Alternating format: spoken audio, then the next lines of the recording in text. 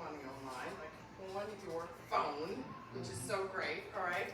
We're going to talk about the benefits of building and hosting your own community, where you can like have your brand influencers, your brand loyalists, all the VIP people who just keep coming back. So we're going to talk about the benefits of building that kind of brand loyalty into your brand.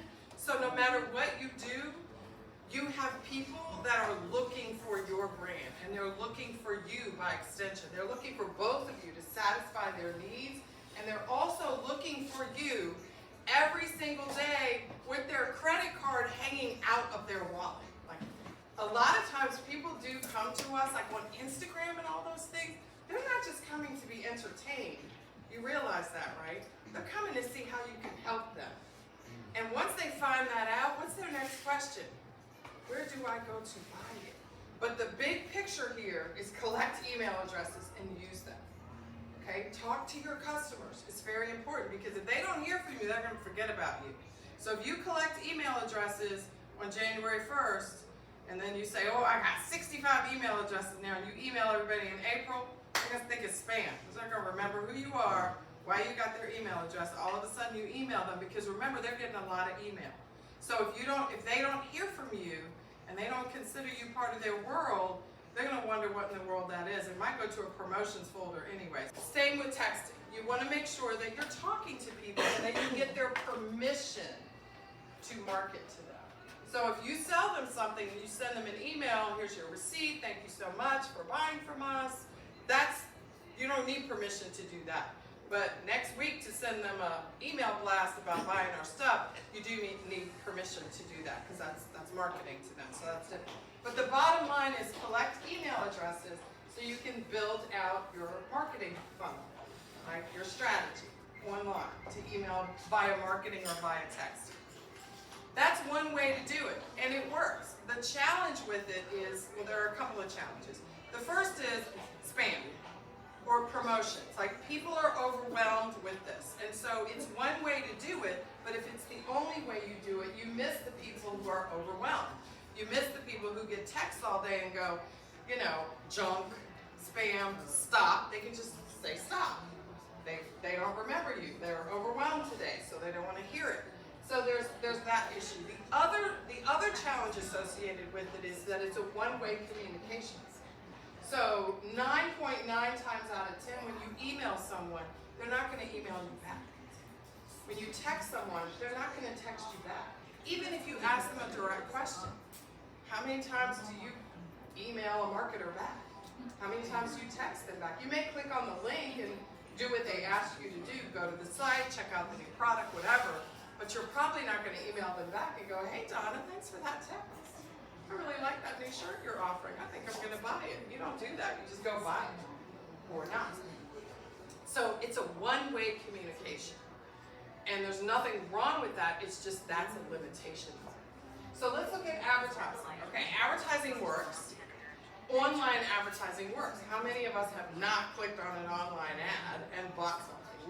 We have all done it, so we know it works. And not only that, it works well because it's repetitive. Like, once those algorithms see that we have watched that ad all the way through and not bought it, we're going to see it in 5 minutes. It's coming back. It's coming back.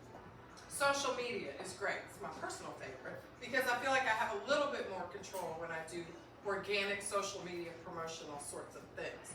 And this is all sort of dependent too on what kind of business you have. But organic social media is also one way. And while you can build somewhat of a community, like you can talk to your people in the comments and so forth, that's quite time consuming. And it's also in like what I call like the great unwashed of social media, where everything is, and you really can't build solid engagement and relationship there like you used to be able to, because I've been doing this for 25 years. I can remember when you would really, like the social media companies hadn't figured out how much power they had 25 years ago. They didn't realize it because they were new. It's still new. Like, if you think about it, 25 years isn't that much time. They're still new, but now they have gotten this algorithm stuff down to a science. They don't really, they are using us more than we're using them. So what's happening with social media now is that it's so saturated. And it's so stop, just scroll, like just thumb. It's just what it is. And so it's very difficult to get people to stop and pay attention to what it is that we have to offer. So these three things are great, but with their limitations, what is happening now is that in the software universe, there are some new options coming along that we can use, that we have more ownership and control over, and that's what we're going to talk about today. So my hope is that you will see these things and use them for what they're worth, but that they don't become the only ways, the only vehicles that you use to drive traffic, to get people to do what you want them to do. All right, so let's talk about the dangers of over-reliance on some of these platforms. And then we're going to get to what to do about it. But I really want to highlight this because I think a lot of us fall into like this idea that, oh, we have a lot of followers. This is great. We have a lot of fans. This is great. But what do we do with them? Like, how do we turn this into cash? Like, how do we make money using these various different tools? So let's think for a minute at what we have like available to us when we think about social media, when we think about advertising, when we think about email marketing, like how are we using these tools? So when you think about social media and all of these different things, we want to make sure that the goal is to own the customer. The goal is to own whoever it is that is buying from us. And so when we go onto Instagram, for example, or what have you, and we get a sale, that's great. But unless we bring that sale back to us after the first time, and we can turn that into repeat sales, it's not going to build our business, right? Because it costs a lot of money and a lot of time to get that first sale. A lot. But it costs 70% less time and money to get the second sale from that customer than it does to get the first one. And when you don't do that, you don't own the audience, that is an example of how social media and having 50,000 fans on social media sort of makes you think that you're doing really good, but you're really not. You need an email list, you need to be able to have their phone number, pick up the phone, because you have a phone and you can call them and you can tell them, my website is still open for business and you can still buy stuff. This is the old-fashioned way to do it, but technology will fail and you need to own and control your customers. And use their stuff, but don't over-rely on it. And people are going to social media to buy stuff, but they're also going there to be entertained. So when you do market to them, you got to entertain them too. So when people are connecting with you as a brand and you want longevity in your business, whatever it is that you sell, if you want to be in business for a long time and you want to make money consistently, not a little bit here and a little bit there, you need to connect with people who believe in you and know you believe in them and want to buy what you have over and over and over again. And every time you launch something new, their tongues are hanging out of their mouths because they want to know what it is, and they're going to support you and give you a chance because they already know, like, and trust you. So when you build your brand, you find those people. In fact, you should know about the people before you build the business. So you don't have to go find them after you build the business. You identify the target first, then you build the product for the target. So when you start marketing your business, you already know who you're talking to, right? This is how to get started, and I think we're running a little bit out of time. I get so excited when I answer all your questions.